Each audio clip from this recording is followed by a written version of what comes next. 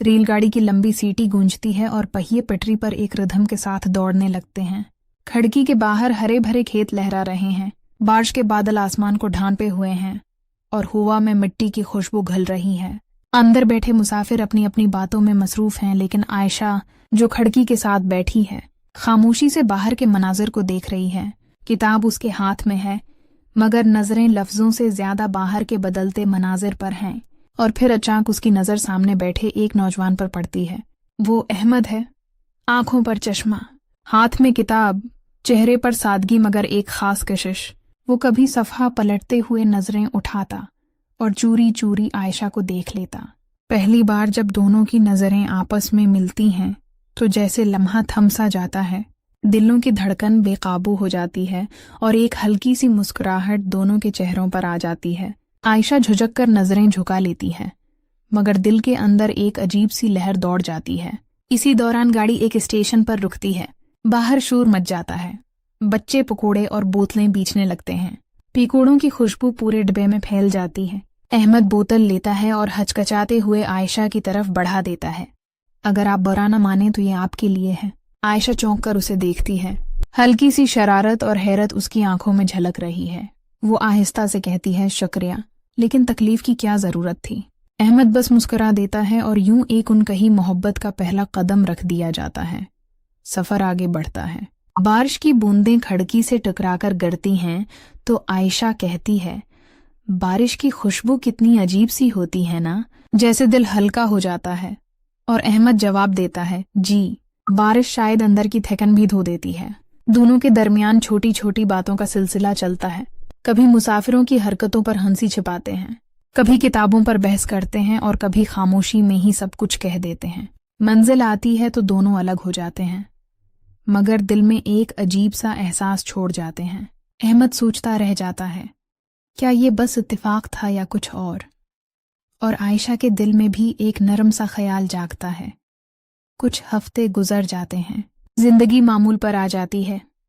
अहमद अपनी पढ़ाई और काम में मसरूफ हो जाता है, आयशा अपनी यूनिवर्सिटी और घर में, लेकिन दिल के एक कोने में इस दिन की याद जिंदा रहती है। और फिर किस्मत अपना खेल खेलती है। एक दिन शहर की बड़ी लाइब्रेरी में आयशा किताब ढूंढ रही होती है कि अचानक एक मानूस सी आवाज सुनाई देती है, अगर आप ये किताब ले लेंगी तो मैं अगला रीडर बनने के लिए नाम लिखवा देता हूँ। आयशा चौंक कर पलटती है और देखती है कि सामने अहमद खड़ा है। वही मुस्कुराहट, वही आंखों की रोशनी। आयशा के लब्बों पर बेख्तियार मुस्कुराहट आ जाती है। आप? और अहमद मुस्कुराकर कहता है, जी। लगता है किस्मत हमें बार बार एक ही सफ़े पर ला खड़ा करती है। यूं हंसी मजाक से मुलाकात दोबारा शुरू होती है। फिर मुलाकातें बढ़ने लगती हैं।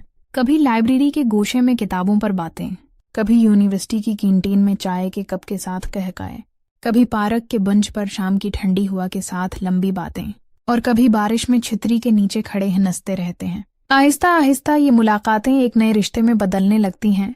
अहमद कभी हल्के से कह देता, कभी कभी लगता है ये सब ख्वाब है, और आयशा मुस्कुराकर जवाब देती, ख्वाब हमेशा हकीकत नहीं बनते। तो अहमद नजरें मिलाकर कहता, कुछ ख्वाब हकीकत बनने के लिए ही होते हैं। ये छोटे छोटे लम्हे अब दोनों की जिंदगी का सहारा बन जाते हैं। दिल मानता है कि ये सिर्फ दोस्ती नहीं, इससे कहीं बढ़कर कुछ है, मगर वक्त हमेशा मेहरबान नहीं होता। एक दिन आयशा के घर मेहमान आते हैं, बड़ी गाड़ियों वाले, तोहफे लाने वाले। एक अमीर घराने का रिश्ता आयशा के लिए आ जाता है। उसके वालिद सख्त मिजाज हैं और फौरन हाँ कर देते हैं। आयशा पर जैसे पहाड़ टूट जाता है। वो कमरे में बंद होकर आंसू बहाती है।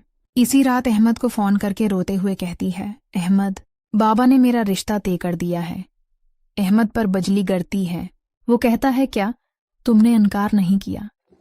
आयशा रोकर जवाब देती है, मेरे पास अख्तियार नहीं है, मैं क्या कर सकती हूँ? अहमद गुस्से और दर्द में कहता है, मोहब्बत सिर्फ लफ्ज नहीं, ये जिम्मेदारी है और मैं ये जिम्मेदारी निभाऊंगा। मैं तुम्हें खोने नहीं दूंगा। इस लम्हे अहमद ने दिल में अज़्म कर लिया। वो दिन रात मेहनत करने लगा, अपनी नौकरी और प्रोजेक्ट्स पर जान लगा दी। थिकन से चेहरा उतर जाता, मगर दिल में एक ही आग जलती, मुझे खुद को साबित करना है। दूसरी तरफ आयशा वालिद की सख्ती के सामने मजबूर थी। दिन में खामोश, रात को तकिए में मुन्ना छिपाकर रोती। उसकी दुआओं में बस अहमद का नाम होता। मुलाकातें अब छिप छिप कर होने लगे, कभी पार्क के किसी कोने में, कभी लाइब्रेरी के सुनसान हिस्से में, अहमद उसका हाथ थाम कर कहता, हिम्मत न हारना, मैं सब कुछ कर लूंगा, बस तुम मेरा साथ देना। और आयशा के आंसू इस बात की गवाही देते कि वो उसके साथ है, चाहे हालात कैसे भी हों। वक्त गुजरता है और निकाह की तारीख करीब आ जाती है। अहमद अपनी पूरी ताकत लगा देता है, मगर किस्मत एक और इम्तिहान ले लेती है। एक दिन प्रोजेक्ट पर काम करते हुए वो हादसे का शिकार हो जाता है। भारी मशीन के नीचे दबकर अस्पताल पहुंचा दिया जाता है। अस्पताल के सफेद कमरों में मशीनों की बीप और दवाओं की महक के दरमियान अहमद बेहोश पड़ा है। डॉक्टर संजीदा हैं, नर्सें भाग दौड़ में हैं और आयशा अपने दिल की परवाह किए बगैर सब भूलकर अस्पताल पहुंचती है। अहमद का हाथ थाम कर रोती है और कहती है, अहमद, तुम्हें कुछ नहीं होना चाहिए। अगर तुमने मुझे छोड़ दिया तो मैं सब कुछ खो दूंगी। तुम मेरी दुनिया हो, मेरी दुआ हो, मेरी हकीकत हो। इसके आंसू अहमद के हाथ पर गिरते हैं जैसे दुआ की बूंदें हों। और ये मंजर कहानी को एक ऐसे मोड़ पर ले आता है जहां मोहब्बत सिर्फ लफ्ज नहीं बल्कि जिंदगी और मौत की जंग बन जाती है।